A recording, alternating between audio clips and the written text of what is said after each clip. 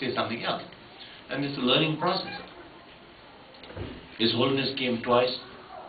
You know, and the great thing with the Tibetan Youth Congress, and I want to say this especially because it's your anniversary here, and I really mean it. You know, I'm very critical of organizations, even ones that I have been in. And I'm critical of the Tibetan Youth Congress. It has failed on a number of occasions. But the great thing that it did is it put in the whole kind of democratic system in the Tibetan world. Up till then, we did have Chidri elections and all of that other, but it's not completely democratic. There's always some little kink there, you know. The Tibetan Youth Congress introduced the whole democratic spirit into the Tibetan society. Suddenly you get people just asking questions. I don't like you. I don't like your policy. But nobody would just fight. Because if you did that in the Tibetan Chidri, with the old, you know, when they're down there, you know, it could get dangerous. Right?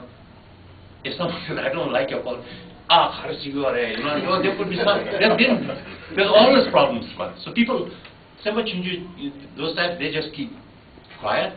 There's very little discussion. There's no more. But in Youth Congress, there's critical discussion, but there's at least civil discussion. You know. People come from a background in education which is democratic. Right? So it really created this whole new wave of the Tibetan movement. It didn't change everything. And after a while, again, these things get tired. But at least the Tibetan Youth Congress started it. So even when new leaders came, the old leaders, they lost the vote or they resigned, they say bye-bye, and they leave, and they put the khada from the new leader, and you shake hands, and you go. You don't try to act like the godfather and stay behind, and you know, you're going to do everything I tell you, kind of nonsense.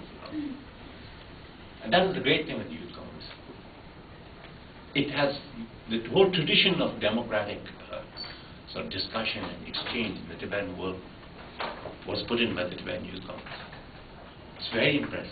There is not one organization in the Tibetan world, at least until 1980, but I know, that was, you know, like the Tibetan Youth Congress, that was run in a purely democratic way. It's very impressive. So